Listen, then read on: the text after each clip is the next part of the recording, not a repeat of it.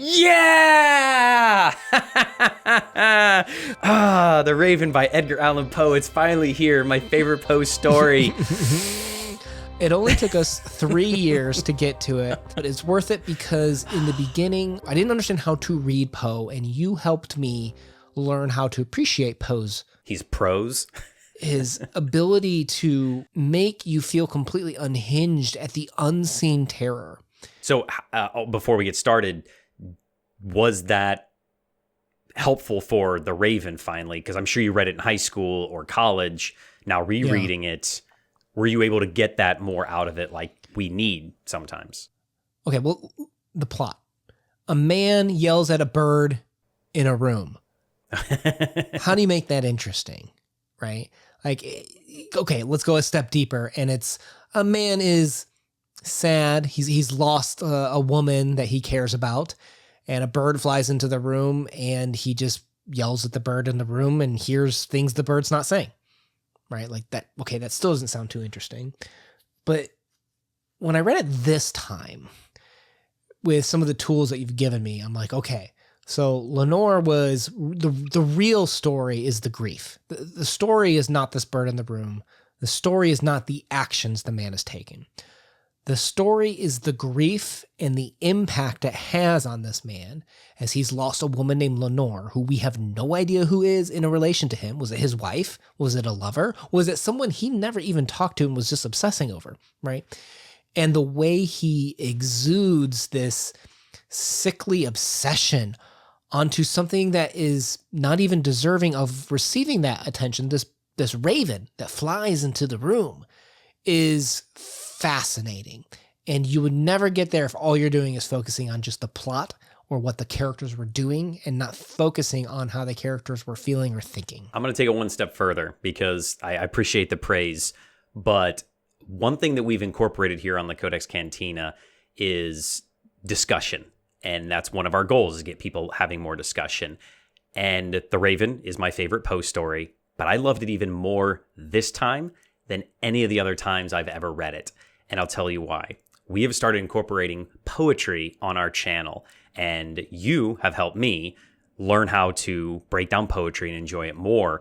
And reading this for the first time as a true poem and going through the rhythm and the rhyming and the breakdown and looking at it less of a story for the first time really brought out some of the essences for me. And I read it out loud too, because I always try to do that with poetry, because I remember you told me that's kind of sometimes a little trick to help out. And I kept getting that musical feel for it of the Nevermore and Lenore and, you know, the rhyming of it. And I enjoyed it so much more. And it brought out kind of that heartbreak and that grief that I think Poe is trying to get you to feel as you read this. So if someone else is struggling with that, if nothing else, take that away from this talk tonight of read it out loud, you know, get one of those little, you know, awesome meter thingies and put some beat to it. And I think that can help you enjoy it as more, because this is something that has a style and flavor to it. Well, it's iconic, right? Like I told my wife we were reading this one and she remembered Nevermore, and she hasn't read that story in 20 years, right? My wife did the same. You look up the Baltimore Ravens, literally named after this poem. Google it. It's out there. And, you know, you've got like Blues Traveler song. You've got the Simpsons Halloween episode. Like anytime you make it on the Simpsons, it's legendary, right? So we're dealing with a story that has touched the hearts of a lot of people. Yeah, to quote the Raven, nevermore. Yeah.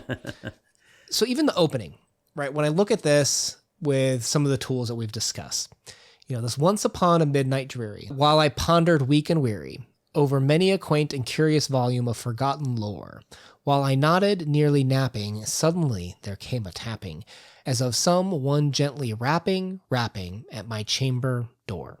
So he's on the verge of napping, right? Our broski's just trying to get some Z's. And I guess I never really thought about how you could interpret this poem as almost like this hallucinatory dreamlike state. Oh, I was going there, yeah. Whether it's the fear or whether it's the tiredness, like even kind of like the Charles Dickens Christmas Carol classic story. Is he really thinking that? Was it just a piece of cheese, right? Are we really seeing this raven in the room, or did we just fall asleep on the couch, right? You open up all the possibilities in a Poe piece because of these abilities of Poe to dance between reality and myth. Really, the narrator is struggling to free himself from Lenore's memory. And it's in that kind of twilight haze right before you fall asleep where things in the dream world meld with things in the real world. And that's what's happening to our narrator is Lenore still there? And it's almost like her ghostly spirit is coming in the form of the raven, which is kind of sometimes a representation of death. You know, we have everything from the classic horror of the noises in the dark and you don't know where it's coming from, right? Like the rapping at the door. And then it's when he opens up the window and the raven flies in. What is that raven? Is it Lenore herself? Is it representative of the man's grief? I know teachers go through some of these things, like in terms of like, you know, it lands on the Greek statue, right? And you have Odin with his two crows, and I can see that. There's nothing wrong with intertextual analysis for this. But this story is so much bigger than that because it touches on some of the core emotions of what it means to be a human being. Loss, right? If you've lived even a medium amount of time, you've had some brush with death, whether it's losing a loved one, seeing something like that, watching it even fictionalized in TV. We all have this ability to understand and wrestle with the concepts of mortality and the brush of death. And I feel like that's what this story is doing with this man.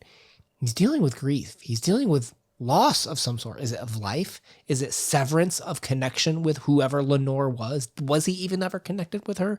It doesn't matter because he's struggling with the fact that it's gone.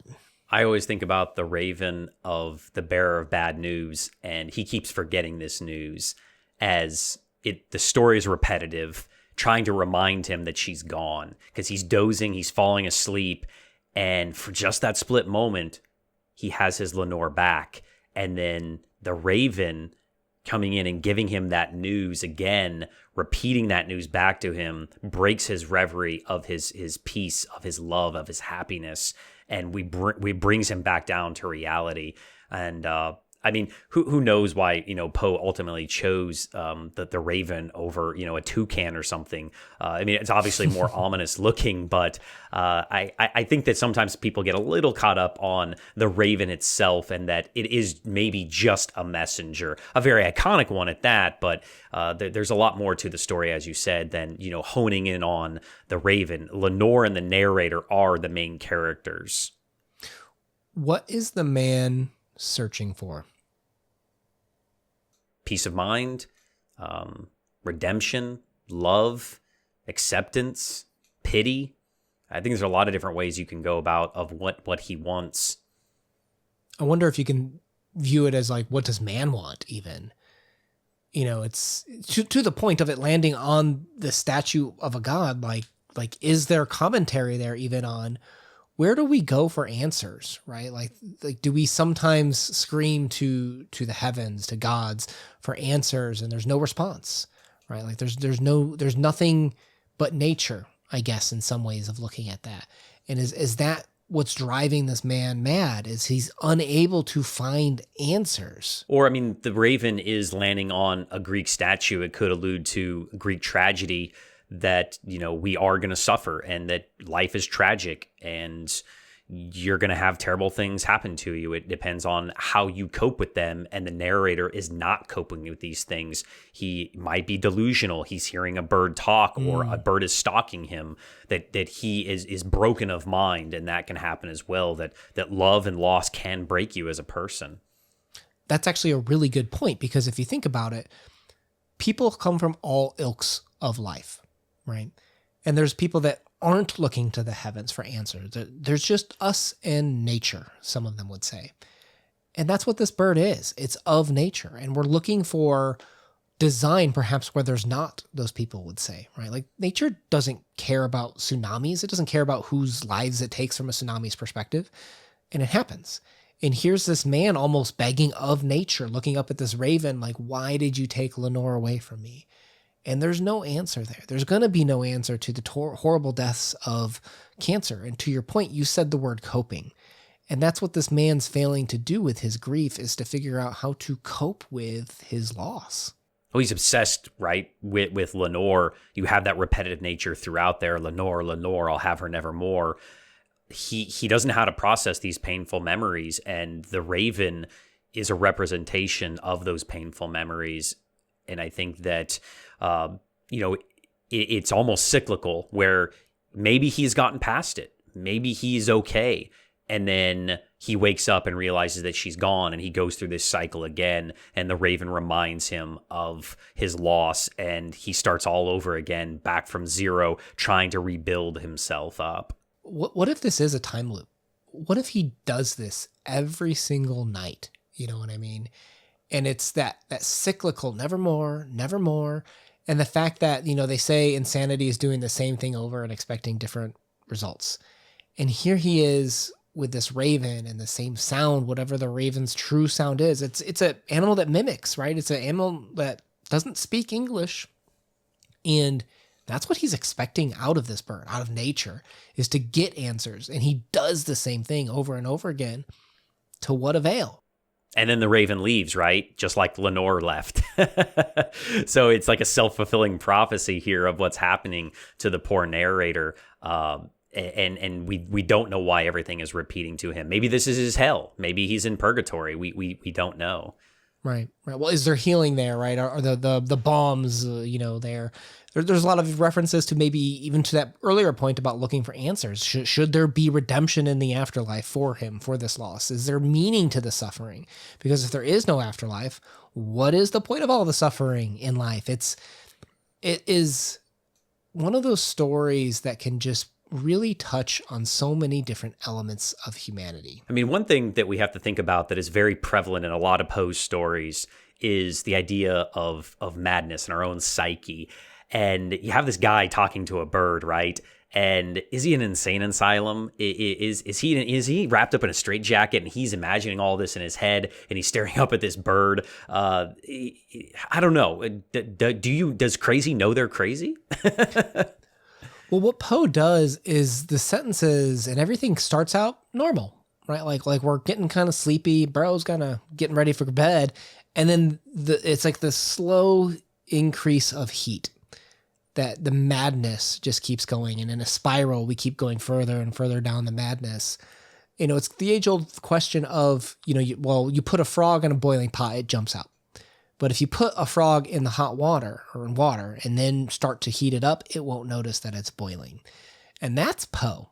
You start out in this story that's kind of normal. Okay, we're getting tired, getting ready for bed. There's this rapping, there's the noises in the dark trope.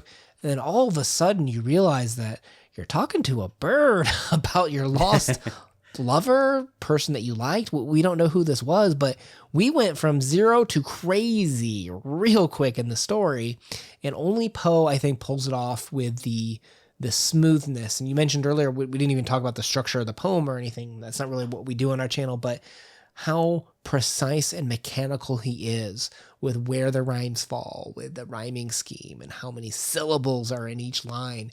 It's almost like there's never been like a poem as masterfully pulled off on this, in my opinion. I don't know.